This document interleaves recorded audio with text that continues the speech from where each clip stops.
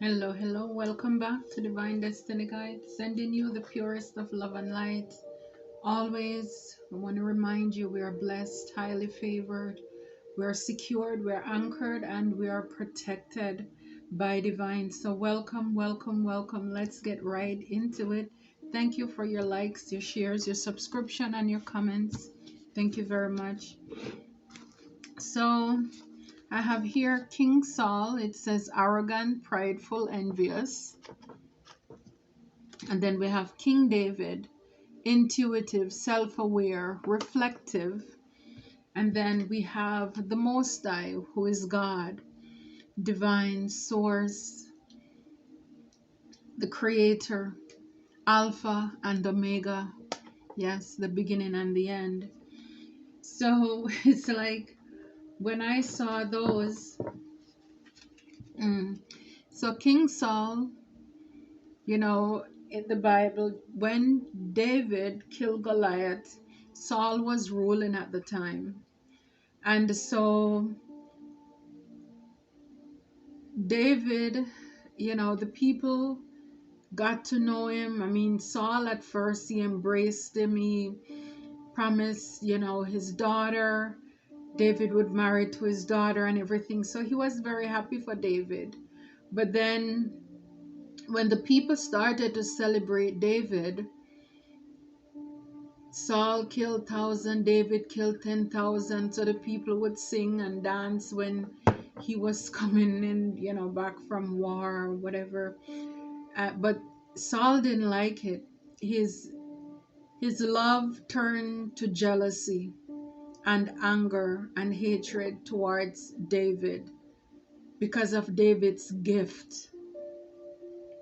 And so God, it's like Saul was tormented with a spirit, but it's like God caused that to happen. And I believe God has a sense of humor, in the sense that sometimes he will put us to work with our enemies just to see how they're going to treat us. Because David had to play his harp. So whenever Saul was tormented by David playing the harp, the music, it would help to calm him down and to relax. And even with that, Saul's hatred, it was just out of control. At one point, he threw a javelin, like a sword, at David. He had to, bend or duck so that it didn't take him out. And so from that moment, he was like on the run. Saul was after his life. And David had opportunities too, or at least had an opportunity where he could have taken Saul out. But because David honored God, and because God allowed Saul to be king, David did not want to hurt the king. But funny enough, Saul has a son, Jonathan, and he and David, they were the best of friends.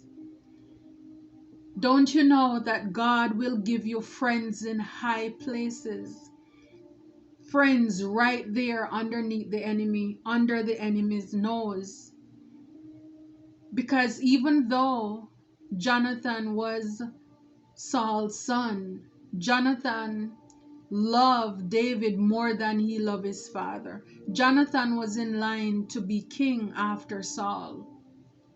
But Jonathan knew within good faith that David was more suitable to be king more than him. Isn't that wonderful? I mean, I don't think, I've not experienced that. I'm not saying it doesn't exist. But that kind of love and appreciation and honesty, because a lot of people think that because they have been in a place longer than somebody else, or they're closer to somebody, or they're here, a family, then by nepotism, then they should automatically get that place, that position, just because of their relationship. But Jonathan knew that David is the one who should get the role. And he loved David. They had, such a bond. I mean, God will allow you to get favor, to be loved. It just reminds me how with Moses, how Pharaoh was the one oppressing the Israelites, the slaves, and yet still God allowed Moses to be in Pharaoh's house, eating Pharaoh's food, grew up in Pharaoh's house, in the enemy's camp. See, this is how even for a lot of us, we are disguises. God hid us, where you were able to go in the enemy's camp and come out unscathed, untouched, and even to find favor, to be loved, to be liked by even one person. Even one person. And it's like if you have one good friend, one solid friend, you don't need any more. And Jonathan helped David to escape a lot of the plans and the tricks that his dad had up his sleeve for David. When I look at Saul, I see also, because it has, gray hair. So he was, of course, older than David, more experienced.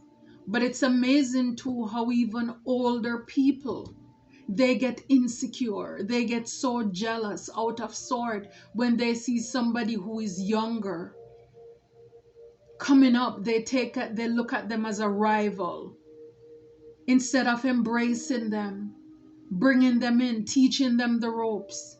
Instead, they're hating, wanting to destroy them, to unalive them, to take them out, because they are insecure of where they are. And again, forgetting that the Most High, He is the Alpha and the Omega. He's the beginning and the end. He gives and He takes away. See, the thing with Saul is that the people wanted a king, and God said, okay, go ahead, Samuel. They find a king, and they looked at him from the outside, the look and the stature, and that's how they wanted their king to have that look. And so they got Saul. But the thing with David is that David was anointed. David was sought after by God. David was appointed. And again, for a lot of you, a lot of us, you're overlooked, because even David's family, his dad, his siblings, they forgot all about him. When Samuel went to their house to anoint, God told him to go there. He didn't give him a name or anything. But when all of them came out, and he looked at one of the brother, and it's like, oh, he has the look. And God says, no. It's like man looks at the outward part, but I look at the heart.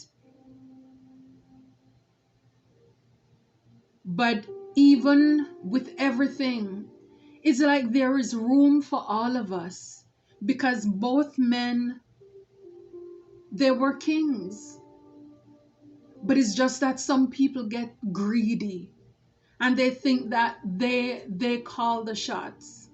You cannot enter without my say.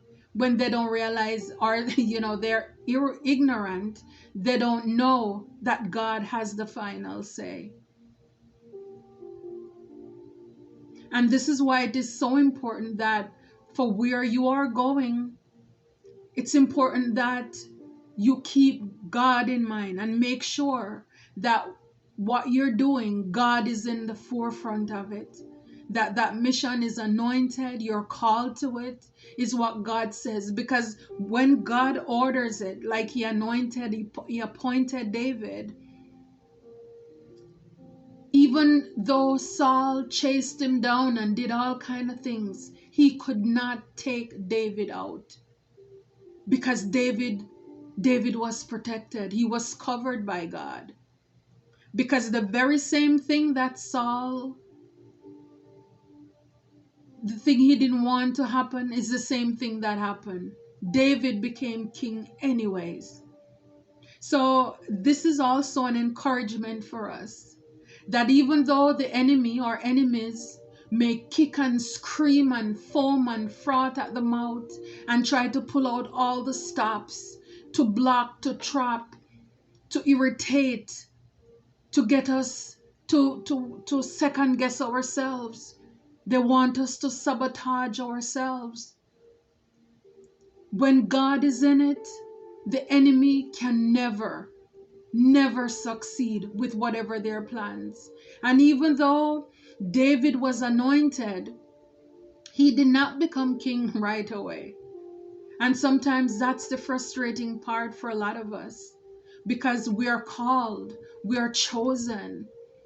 And it's like there is something that God has in mind for us, that for a lot of you, a lot of us, the path is unclear. The path is unclear. And we're called to go back to our regular job, called to go back to our way of life, where people overlook you, people mistreat you, they abuse you, they slander you, whatever manner of evil they do to you. But in the meantime, while you're going through all of those things, it's a way for God to use those things to sharpen you for where you are going. Because see, David needed to have the skills of a warrior. Because while he was out there with his sling and his little rocks protecting the sheep, he didn't know that one day he was perfecting his craft to take out a giant. He was agile, he was flexible, being able to adapt. That even when Saul threw the javelin or the arrow at him, because he was so used to watching his sheep and being on the edge and being alert, he was able to duck the thing that was coming to take him out. And so it is with those of us who have a calling and a purpose on our lives. Where we are right now, it may not be ideal, but trust and believe that God has a plan. Where you are, it is school, it is a training ground. Even if the enemy is trying to suppress and oppress you, but it's like you're building muscles. You're learning something that will help you in the future, where God is going to take you.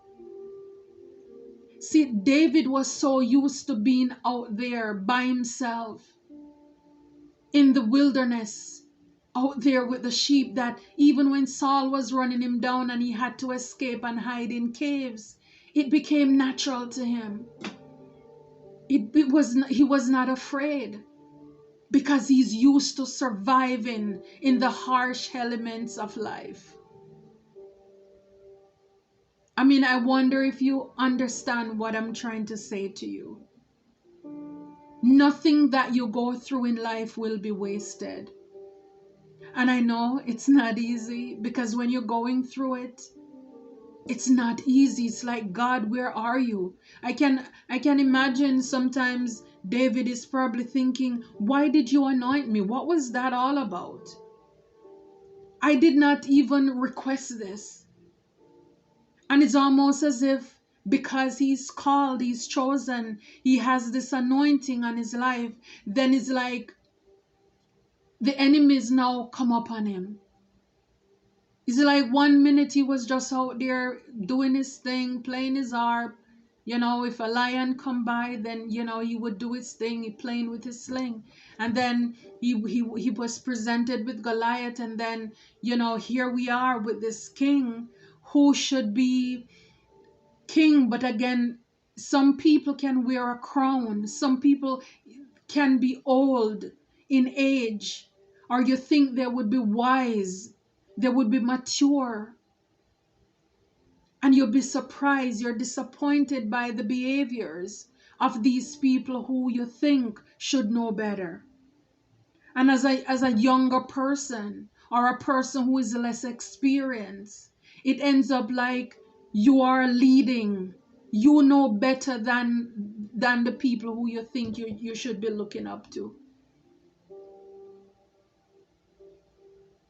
But it's like right here, it's almost like David was between the rock and a hard place, because you have Saul and you have God right there. And so it is for a lot of us. We have the arrogant people, the people who are egotistical, full of pride, who are envious and jealous of our gifts, our talents, our abilities, the anointing, the calling on our lives. And they're seeking to do everything because they think that they are the ones who should be on the throne. Or they want to reign. They want your crown. When in fact, we're all kings and queens when you are in the will of God. It's like there is enough to go around. But when people are selfish, when they're insecure, fearful, they look at themselves, and a lot of them, they know. I mean, Saul knew that he was not equipped for the job. He knew David was in fact more skillful, a better leader than he was. And sometimes, yes, the enemies, they know, if not all the time, they know that you deserve the position. They know that you deserve what you're supposed to get. Because they know that the way that they're behaving, the way they're acting, they're terrible. They're abusive. But yet still, they think that they should be the one in charge. But again, whatever happens, but David, again, he was anointed. He was called by God. He was set apart. And see, when God anoints you, and this is why so many of us, thank you. I'm telling you, the war, it's it's waged against us. The enemies are upset. They are mad. They are big mad. Big mad. I mean, it's like, what is it that could take a king to leave his throne to go to seek after a young man in there in the wilderness, sleeping in caves and all of this stuff? What could drive somebody to do that? And this is what with the enemies, they are going above and beyond. They are doing the most to come after you. But see, they don't understand. And even though I know that a lot of them are hearing this message now, they still don't get it, that God is in control. God is in control.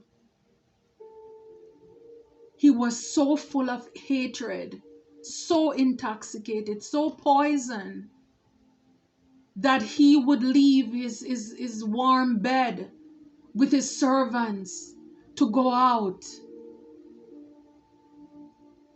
because he was insecure, his jealousy. He wanted to take, it's kind of like the same arrogance with Pharaoh. Kill all the boys, kill all the baby boys, unalive them. But see, look at Moses. Look how God hid Moses. Look how God hid Moses. Look where Moses grew up, right under Pharaoh's nose. And he had no idea. Won't God do it? Won't he do it? This is why he's the Most High. This is why he's the Most High. And Gideon here talks about judgment, liberation, reckoning.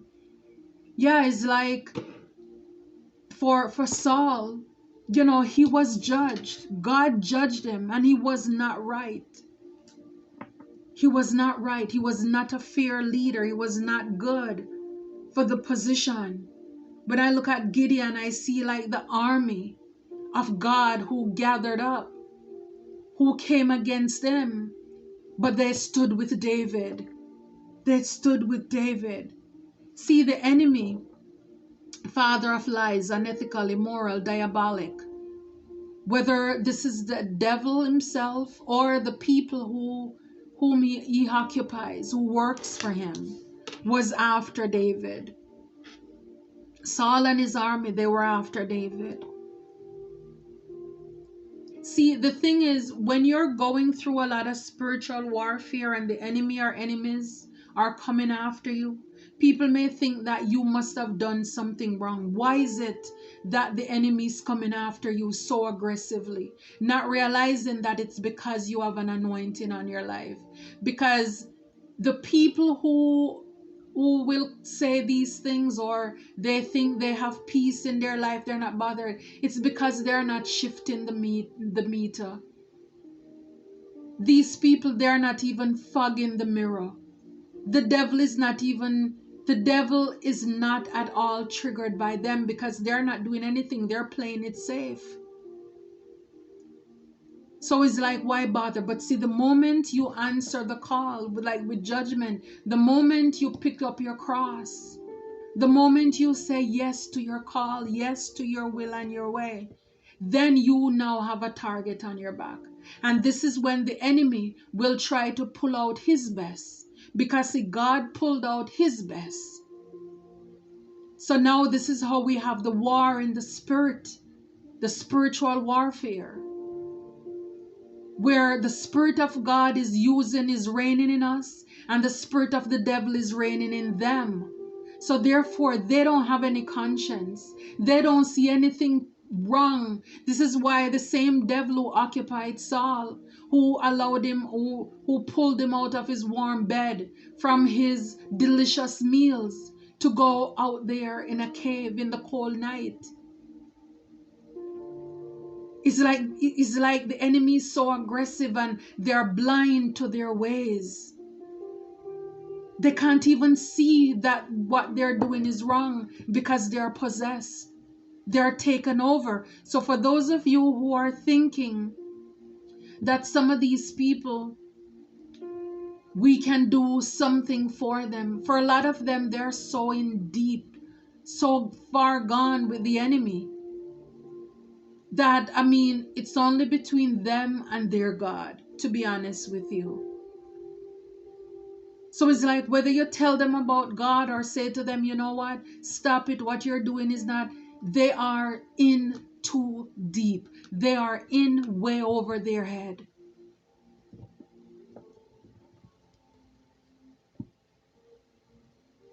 The prophet Ezekiel talks about renewal, revitalization, resurrection, which we know with Jesus' resurrection. This is like a transformation. This is like the phoenix rising from the ashes.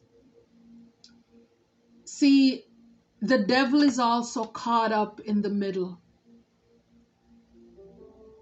He's caught up in the middle. But the thing is that the Most High is over the devil as well. So not only is David in between Saul and the Most High, but the devil is also in between Gideon, the army, and the prophet Ezekiel here that talks about resurrection.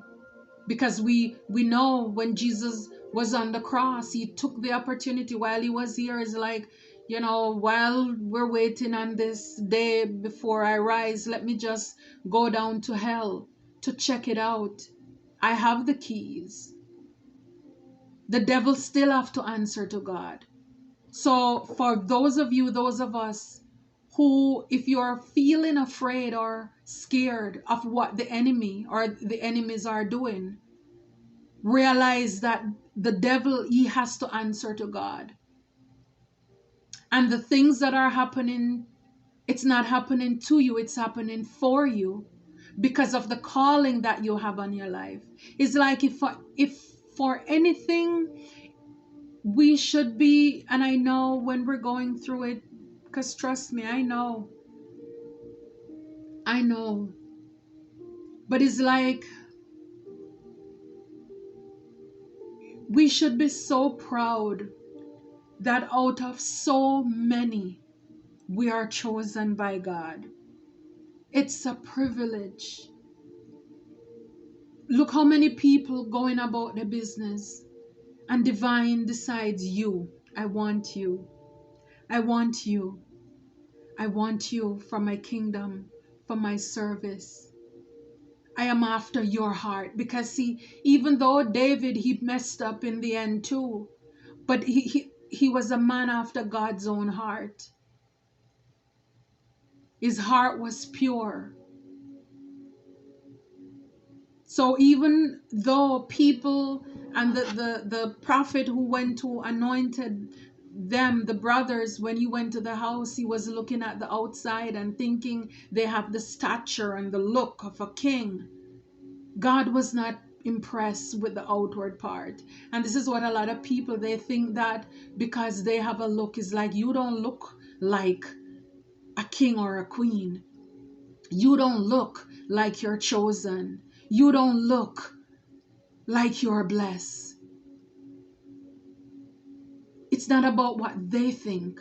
It's about what God says.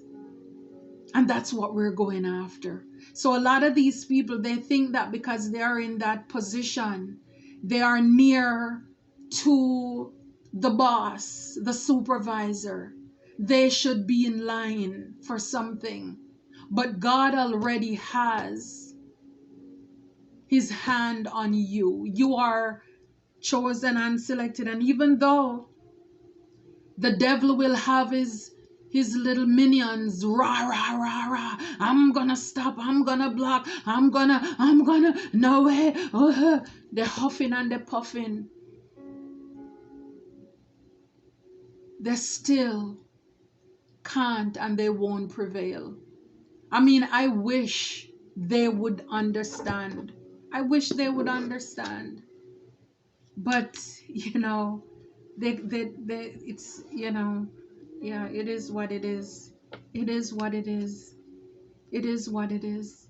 It's like Saul, in the end, he was defeated. You can't fight God.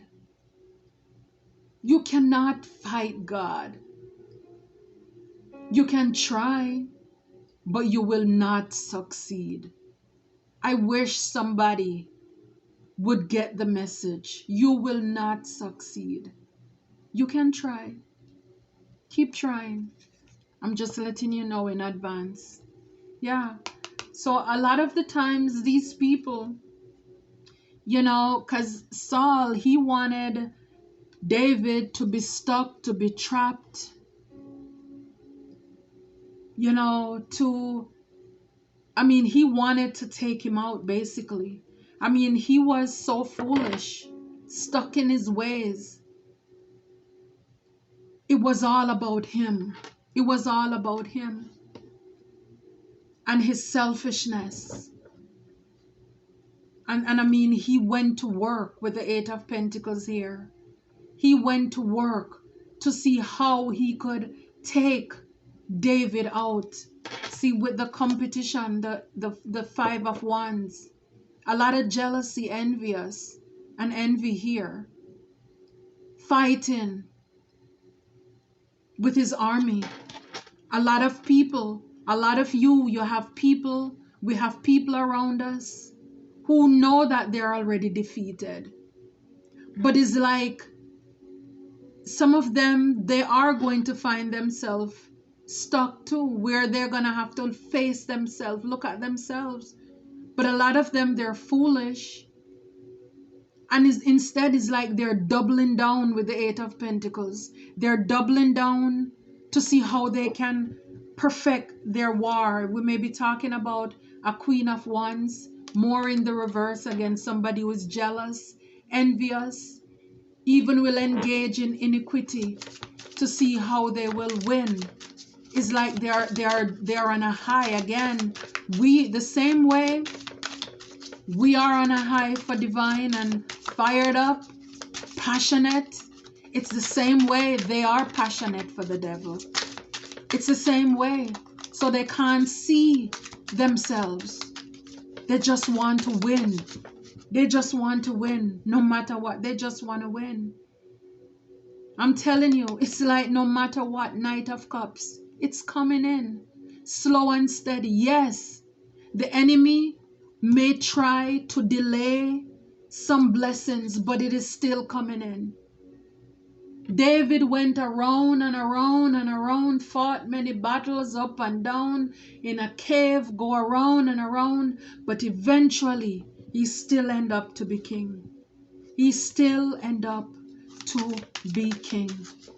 He was still crowned as king. It's like the devil is trapped. Wow, I saw the 8 of Swords earlier. Wow. See, 7 of Wands, you're protected. Yes, it's like, you know, God's plan, 2 of Wands, it will come to pass. It will come to pass. Your emperor, your empresses, you know, it's like you're pregnant with potential. God already anoints you. You're going to give birth to this calling. You're going to give birth to whatever this is in your life. You know, it is already done. The Ace of Swords. This is the truth. This is yes and amen. The Knight of Pentacles, slow and steady, win the race. It doesn't matter how many hills and valleys, how many mountains. In the end, we're going to see how everything work. God allowed it to work together for our good. Many blessings. Until next time.